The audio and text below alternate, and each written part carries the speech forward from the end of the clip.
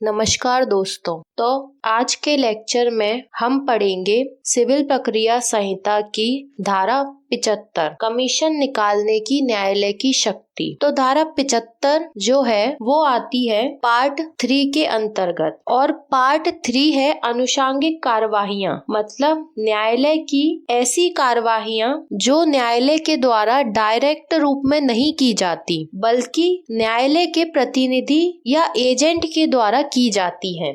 इसी प्रकार से कमीशन निकालने की न्यायालय की शक्ति भी इंसिडेंटल प्रोसीडिंग्स के अंतर्गत आती है, मतलब ऐसी कार्यवाहियां जो न्यायालय द्वारा स्वयं नहीं की जाती बल्कि न्यायालय के द्वारा कमिश्नर नियुक्त करके उसके द्वारा करवाई जाती हैं। तो अब हम धारा 75 को ब्यरेक्ट में पढ़ते हैं। कमीशन निकालने की न्यायालय की शक्ति, power of court to issue commission. तो आगे लिखा हुआ है कि ऐसी शर्तों और परिसीमाओं के अधीन रहते हुए, कैसी शर्तों और परिसीमाओं के अधीन रहते हुए, जो शर्तें और परिसीमाएं बताई जाएं, विहित की जाएं, न्यायालय इन सभी विषयों पर कमीशन जारी कर सकता है। तो वह कौन कौन से विषय हैं जिन पर कमीशन जारी हो सकता है? तो यह हमें बताया गया है धारा 75 में दिए गए 7 पॉइंटों के अंतर्गत। तो ये पॉइंट हमें यह बताते हैं कि किन किन विषयों पर कमीशन जारी किया जा सकता है। तो यहाँ पर जानने के लिए एक महत्वपूर्ण बात यह है कि धारा 75 में जो 7 विषय बताए गए हैं, सिर्फ केवल उन्हीं विषय पर कमीशन निकाला जा सकता है। इसके अलावा, इसके अतिरिक्त न्यायालय अपनी अंतर्निहित शक्तियों का प्रयोग करके किसी अन्य विषय पर कमीशन जारी नहीं कर सकता। यानी कि जो सीपीसी का सेक्शन 151 है जिसके अंतर्गत न्यायालय को इनहेरेंट पावर दी गई है, तो उस इनहेरेंट पावर अंतर्निहित शक्तियों का प्रयोग न्यायालय सीपीसी की धारा 75 पर नहीं कर सकता है। मतलब कि सेक्शन 151 की शक्तियों का प्रयोग धारा 75 पर नहीं किया जा सकता है। इसके साथ ही साथ सबसे महत्वपूर्ण बात यह भी है कि धारा 75 हमेशा आदेश 26 के साथ पढ़ी जाती है, क्योंकि धारा 75 और आदेश 26 दोनों ही कमीशन की बात करते हैं। धारा 75 जिन विषयों पर कमीशन जारी करती है उन्हीं विषयों को आदेश 26 में नियम अनुसार बहुत विस्तार पूर्वक बताया गया है। तो आज के लेक्चर में हम धारा 75 के साथ साथ आदेश 26 को भी शॉर्ट में समझेंगे और जब हम सारे आदेश पढ़ेंगे उस समय इसे बहुत ही डिटेल में समझेंगे। अभी आदेश 26 जितना धारा 75 से मिलता है या उसके प्रोविजन धारा 75 से मिलते हैं, उतना हम धारा 75 के साथ आदेश 26 के नियमों को भी आज के लेक्चर में समझेंगे। तो देखिए, धारा 75 में कमीशन निकालने का सबसे पहला विषय है किसी व्यक्ति की परीक्षा करने के लिए, टू एग्जामिन एनी पर्सन। तो इस विषय के साथ आदेश 26 के नियम 1 से लेकर 8 पढ़े जाते हैं। तो सबसे पहला विषय क्या है? किसी व्यक्ति की परीक्षा करने के लिए। तो किसी व्यक्ति, किसी साक्षी की परीक्षा करने के लिए भी उसके नाम पर न्यायालय के द्वारा कमीशन निकाला जा सकता है और एक कमिश्नर की नियुक्ति की जा सकती है जो कि उसकी परीक्षा करेगा। देखिए, जो न्यायालय के द्वारा परीक्षा करवाई जाती है उसका एक सामान्य नियम तो यह है कि न्यायालय के द्वारा किसी भी व्यक्ति या किसी भी साक्षी की यदि परीक्षा करवाई जाएगी तो उसे न्यायालय में उपस्थित होना ही पड़ेगा और न्यायालय में ही उसकी परीक्षा की जाएगी। लेकिन कभी कभी स्थितियां ऐसी आ जाती हैं कि कुछ ना कुछ गंभीर समस्या के कारण वह व्यक्ति अदालत में उपस्थित नहीं हो पाता। तो ऐसी स्थिति में न्यायालय के द्वारा उस व्यक्ति की परीक्षा करने के लिए, उस मामले को और भी अधिक स्पष्ट करने के लिए, साक्ष्यों को एकत्रित करने के लिए एक कमिश्नर नियुक्त किया जाता है जो जाकर उस साक्षी या उस व्यक्ति की परीक्षा करता है। तो किन किन व्यक्तियों की परीक्षा करने के लिए कमीशन निकाला जा सकता है? तो यह हमें पढ़ने को मिलता है आदेश 26 के नियम 1 से लेकर नियम 8 तक। तो आदेश 26 का जो नियम 1 है वो हमें यह बताता है कि यदि न्यायालय में हाजिर होने से ऐसे व्यक्ति को छूट मिली हुई है, जैसे कोई राष्ट्रपति, राज्यपाल या फिर कोई पर्दाशीन महिला, तो ऐसे व्यक्ति को न्यायालय में उपस्थित होने से छूट मिली हुई होती है, क्योंकि राष्ट्रपति और राज्यपाल को अपने कार्य की वजह से इतनी व्यस्तता होती है, इतने बिजी होते हैं वो, कि वो न्यायालय में उपस्थित नहीं हो सकते। तो उनके निवास स्थान या उनके कार्यालय पे जाकर भी उनकी परीक्षा की जा सकती है। दूसरा है पर्दाशीन महिलाएं। तो कुछ महिलाएं ऐसी होती हैं जो पर्दाशीन होती हैं, जो अपनी धार्मिक प्रथाओं तथा रीतियों के अनुसार पर्दे के अंदर ही रहती हैं, यहाँ तक कि वह अपने घर से बाहर तक नहीं निकलती। तो ऐसी महिलाओं के लिए न्यायालय में आकर गवाही देना या अपने तरफ से साक्ष्य प्रस्तुत करना असंभव हो जाता है। तो इसी कारण से न्यायालय द्वारा उनकी परीक्षा करने के लिए कमीशन निकाला जा सकता है। इसके अलावा आदेश 26 नियम 1 में बताया गया है कि बीमारी या अंग शैथिल्य के कारण भी यदि कोई व्यक्ति न्यायालय में हाजिर होने में असमर्थ है, वह न्यायालय में उपस्थित नहीं हो सकता, तो इस कारण से भी कमीशन न्यायालय के द्वारा निकाला जा सकता है। और कब कब साक्षी की परीक्षा के लिए कमीशन निकाला जा सकता है? इसके अलावा आदेश 26 नियम 4 में दिया गया है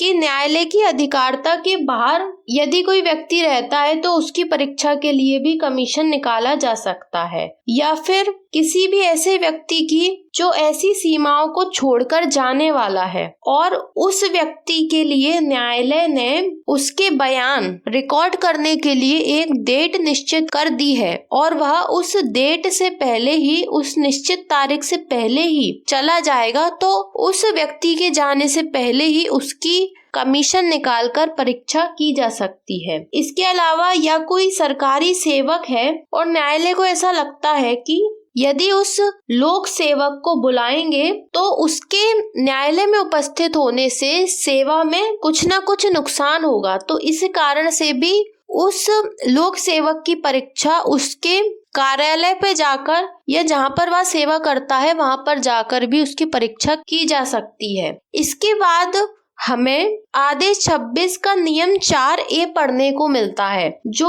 1999 में जोड़ा गया है और इसमें बताया गया है कि जो कोर्ट का क्षेत्र अधिकार होता है, जो अदालत, जो न्यायालय का क्षेत्र अधिकार होता है, उसके भीतर किन किन व्यक्तियों के लिए हम कमीशन जारी कर सकते हैं। तो कोर्ट के भीतर के क्षेत्राधिकार या स्थानीय क्षेत्र के अंतर्गत न्याय के हित में या मामले को शीघ्र निपटाने के लिए या कोई अन्य कारण से भी न्यायालय अपनी अधिकारिता की स्थानीय सीमाओं के भीतर रहने वाले किसी व्यक्ति की परीक्षा करने के लिए कमीशन निकाल सकता है। इसके बाद हमें पढ़ने को मिलता है नियम 5, जो हमें ये बताता है कि न्यायालय की सीमाओं के बाहर रहने वाले व्यक्ति के लिए भी न्यायालय द्वारा कमीशन निकाला जा सकता है। तो यदि कोर्ट को ऐसा लगता है कि ऐसे व्यक्ति की परीक्षा की जानी है जो न्यायालय की सीमाओं के बाहर रहता है, तो उसके लिए भी कोर्ट कमीशन जारी कर सकता है। तो अब हमने पढ़ा कि किस व्यक्ति की परीक्षा करने के लिए कब कब कोर्ट कमीशन निकाल सकता है। पहला,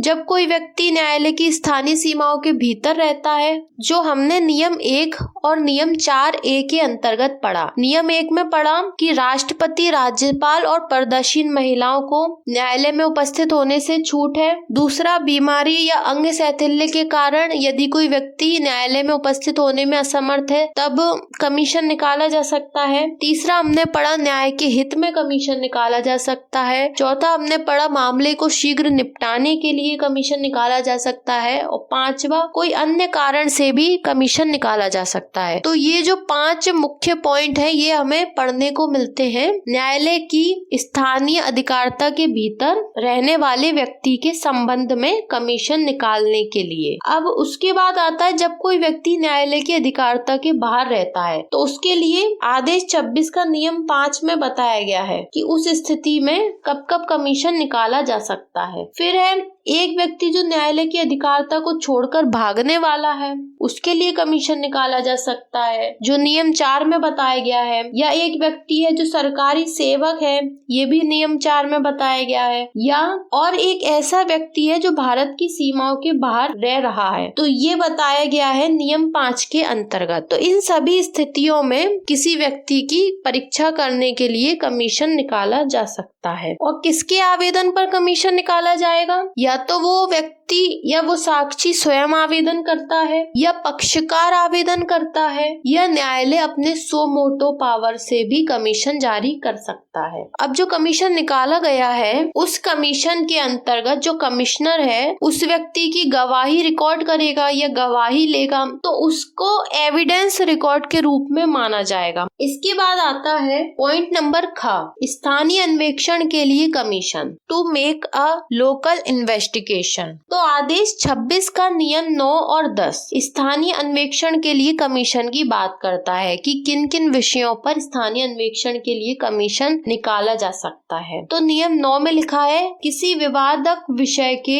विशदीकरण के लिए, यानी उस विवादक विषय को क्लियर करने के लिए उस स्थान विशेष पर जाकर अन्वेषण किया जाना आवश्यक है, और इसके लिए न्यायालय कमिश्नर नियुक्त करके या कमीशन निकाल के उस स्थानीय क्षेत्र का अन्वेषण करवाएगा। दूसरा, किसी संपत्ति का बाजार मूल्य पता करना है, तो उसके लिए भी न्यायालय कमीशन निकाल सकता है। तीसरा, अंतःकालीन लाभों का अभिनिश्चय करने के लिए। तो जो अंतःकालीन लाभ है उनका मतलब होता है ऐसे लाभ जो उस समय के अंतर्गत हुए हैं जब उस संपत्ति पर किसी अन्य व्यक्ति का कब्जा था, और उस टाइम पीरियड के अंतर्गत उस संपत्ति से जो लाभ हुए हैं उन्हें अंतःकालीन लाभ कहा जाता है। मतलब किसी अन्य व्यक्ति ने उस संपत्ति पर कब्जा कर लिया और उस संपत्ति से जो लाभ हुए हैं उतने समय के अंतर्गत उन्हें अंतःकालीन लाभ कहा जाएगा। या नुकसानी का अभिनिश्चय करने के लिए, नुकसानी को डिसाइड करने के लिए भी न्यायालय के द्वारा स्थानीय अन्वेषण करवाया जा सकता है और कमिश्नर को भेजकर उस स्थान विशेष का इन्वेस्टिगेशन अन्वेषण किया जा सकता है। इसके अलावा आगे लिखा हुआ है या वार्षिक शुद्ध लाभों की रकम के अभिनिश्चय के लिए। तो किसी भी स्थावर संपत्ति से, किसी भी इमूवेबल प्रॉपर्टी से, अचल संपत्ति से यदि एक वर्ष के अंतर्गत वार्षिक रूप में कोई शुद्ध लाभ हुआ है, तो शुद्ध लाभ क्या होता है? शुद्ध लाभ वह लाभ होता है जो उस संपत्ति पर एक साल के अंतर्गत लाभ हुए हैं, उन लाभों में से उस संपत्ति पर एक साल में जितना खर्चा किया गया है उन खर्चों को माइनस करने पर जितना भी नेट प्रॉफिट निकल कर आता है उसे हम नेट प्रॉफिट या शुद्ध लाभ कहते हैं। तो उस शुद्ध लाभ का अभिनिश्चय करने के लिए भी न्यायालय के द्वारा कमीशन जारी किया जा सकता है। इसे हम स्थानीय अन्वेषण करने के लिए कमीशन कहते हैं। मतलब कि उस स्थान विशेष पर जाकर ही या जहाँ पर वो प्रॉपर्टी, वो इमूवेबल प्रॉपर्टी स्थित है, उसी स्थान पर जाकर कमिश्नर स्थानीय अन्वेषण करता है और अपनी रिपोर्ट न्यायालय में प्रस्तुत करता है। तो अन्वेषण का मतलब होता है इन्वेस्टिगेशन करना, जांच करना कि उस संपत्ति का बाजार मूल्य कितना है, उस संपत्ति पर जो विवाद है उस विवादक विषय के विशदीकरण के लिए, उस विवादक विषय को क्लियर करने के लिए कि एक्चुअल में उन पक्षकारों के बीच में क्या विवाद है। इसके अलावा अंतःकालीन लाभों का अभिनिश्चय करने के लिए कि कितना एक वर्ष के अंतर्गत अंतःकालीन लाभ उस संपत्ति से हुआ है, या नुकसानी या वार्षिक शुद्ध लाभों का अभिनिश्चय करने के लिए भी न्यायालय के द्वारा कमीशन जारी किया जा सकता है और कमिश्नर की नियुक्ति की जा सकती है। इसके बाद आता है धारा 75 का पॉइंट नंबर ग, लेखाओं की परीक्षा या उनका समायोजन करने के लिए, टू एग्जामिन और एडजस्ट अकाउंट। तो लेखाओं की परीक्षा करने के लिए भी न्यायालय के द्वारा कमीशन जारी किया जा सकता है। इसके लिए हमको आदेश 26 का नियम 11 और 12 दोबारा पढ़ने को मिलता है। तो नियम 11 में विस्तार पूर्वक बताया गया है कि लेखाओं की परीक्षा या उनका समायोजन करने के लिए कमीशन। तो न्यायालय क्या करेगा, किसी भी वाद में यदि लेखाओं की परीक्षा करना आवश्यक है, मतलब कि जो लेखा होते हैं, बही खाते होते हैं, जो अकाउंट्स की बुक होती है, मतलब कि यदि कोई ऐसा विवाद है जिसमें कि उस व्यक्ति के खर्चे और उस व्यक्ति की संपत्ति से संबंधित, उस व्यक्ति के व्यापार से संबंधित कोई विवाद है, और यदि वो व्यक्ति व्यापारी है, बिजनेसमैन है, तो उसकी लेखा बहियों का परीक्षण किया जाता है। मतलब कि उसके जो अकाउंट्स होते हैं, उसके जो खाते होते हैं, उसने एक साल के अंतर्गत अपने बिजनेस से कितना पैसा कमाया है और उसने कितना खर्चा किया है। तो इन सभी की जानकारी करने के लिए उसके अकाउंट्स की जांच की जाती है। या फिर यदि उसने किसी भी प्रकार की कोई बेईमानी की है, कोई घपला किया है, तो इसकी जांच भी लेखा बहियों के द्वारा की जाती है। तो ये लेखा बहियों की परीक्षा, लेखा बहियों का एग्जामिन न्यायालय स्वयं नहीं कर सकता। उसके लिए कोई एक्सपर्ट व्यक्ति चाहिए, कोई ऐसा व्यक्ति चाहिए जो अकाउंट्स की पूरी जानकारी रखता हो, जिसे अकाउंट्स का विशेषज्ञ कहते हैं। तो उस विशेषज्ञ के द्वारा ही अकाउंट्स की, लेखाओं की परीक्षा की जाती है और उनका समायोजन किया जाता है। यदि लेखाओं में, खातों में कुछ कम ज्यादा है या कुछ छूट गया है, तो उस सभी बातों का जांच करने के लिए और जो भी उसमें कमी है उसका समायोजन करने के लिए, एडजस्टमेंट करने के लिए कमिश्नर की नियुक्ति की जाती है। तो कमिश्नर कौन होता है, जो अकाउंट्स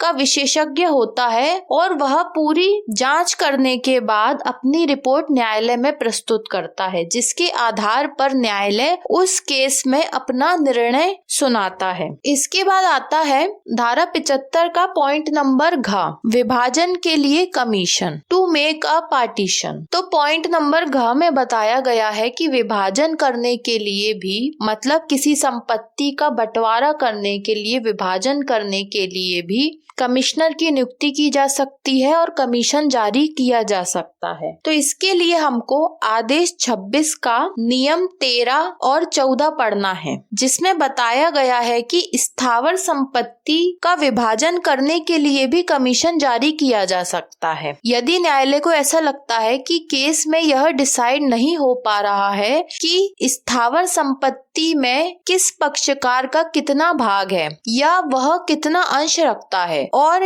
यह सब डिसाइड करने के लिए उस संपत्ति पर जाकर ही पता लगाया जा सकता है कि किस पक्षकार को कितना हिस्सा प्राप्त होगा, क्योंकि कई चीजें केवल मौके पर जाकर ही पता की जा सकती हैं। नक्शे में या कागज पर कई बातें स्पष्ट नहीं हो पाती। तो इसके लिए न्यायालय स्वयं नहीं जाएगा, वह कमिश्नर की नियुक्ति करेगा और वह कमिश्नर जाकर अपनी रिपोर्ट बनाकर कि किस व्यक्ति का कितना भाग है, किसे कितना हिस्सा प्राप्त होना चाहिए, यह सब बातें निश्चित करेगा। और कोर्ट के द्वारा जब कमीशन जारी किया जाएगा तो उस कमीशन को यह निर्देश दिया जाएगा कि आप डिक्री के अनुसार ही इन लोगों के बीच पार्टीशन कीजिए और एक से दूसरे की प्रॉपर्टी को सेपरेट कीजिए। तो जो कमिश्नर जाएगा वह अलग अलग उनके शेयर बांट देगा, उनको अंश दे देगा, उनको हिस्सा दे देगा, उनको अलॉट कर देगा और अपनी रिपोर्ट बनाकर अपना प्रतिवेदन न्यायालय में प्रस्तुत करेगा। और उसकी रिपोर्ट के अनुसार ही यदि किसी पक्षकार को कोई ऑब्जेक्शन है तो वो अपना ऑब्जेक्शन उठाएगा, नहीं तो उसकी रिपोर्ट के अनुसार ही उन्हें फाइनल अलॉटमेंट किए जाएंगे, फाइनल उन्हें उनके हिस्से बांटे जाएंगे। तो इसके संबंध में हमें आदेश 26 का नियम 13 और 14 पढ़ने को मिलता है। इसके बाद धारा 75 में दिया गया है पॉइंट नंबर ड, कोई वैज्ञानिक, तकनीकी या विशेषज्ञ अन्वेषण करने के लिए, to hold a scientific, technical और एक्सपर्ट इन्वेस्टिगेशन। तो न्यायालय के पास अगर केस में कोई वैज्ञानिक क्वेश्चन उठ खड़ा होता है या कोई टेक्निकल कोई क्वेश्चन उस मामले में दिखाई पड़ता है, तो न्यायालय के द्वारा इस विषय पर भी कमीशन जारी किया जा सकता है और उस विशेष विषय पर जानकारी रखने वाले वैज्ञानिक या फिर किसी तकनीकी विषय पर जानकारी रखने वाले विशेषज्ञ की नियुक्ति करके इन्वेस्टिगेशन, अन्वेषण करवाया जाता है। और उस इन्वेस्टिगेशन में उस वैज्ञानिक तथ्य के बारे में और अधिक जानकारी प्राप्त की जाती है। तो इसके लिए हमको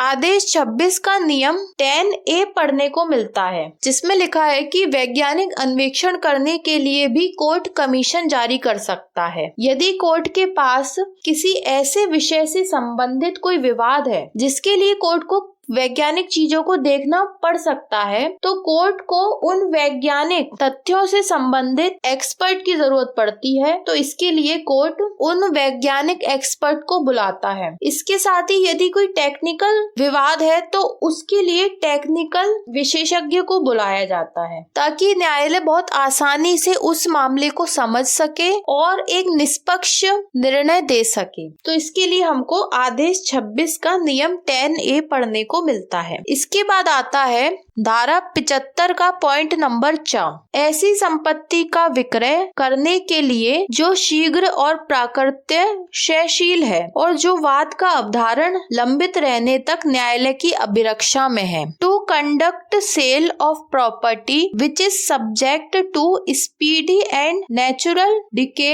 and which is in the custody of the court pending the determination of the suit. तो न्यायालय के द्वारा ऐसी संपत्ति का विक्रय करने के लिए, मतलब न्यायालय के पास जो केस आया है उस केस में न्यायालय के पास ऐसी संपत्ति आई है जो शीघ्र यानी कि जल्दी से जल्दी और प्राकृत्यशील है, यानी कि वो जल्दी से जल्दी खराब हो जाएगी। प्राकृत्य यानी प्राकृतिक रूप से, क्षयशील यानी खराब हो जाएगी, और जो वाद का अवधारण लंबित रहने तक न्यायालय की अभिरक्षा में है। और जब तक वाद डिसाइड नहीं हो जाता, वाद का निर्णय नहीं आ जाता, तब तक वह संपत्ति न्यायालय की अभिरक्षा में ही रहेगी। मतलब कि जब तक वाद डिसाइड नहीं हो जाता और जब तक वाद लंबित है, पेंडिंग है, तब तक वह संपत्ति न्यायालय की अभिरक्षा में ही रहेगी।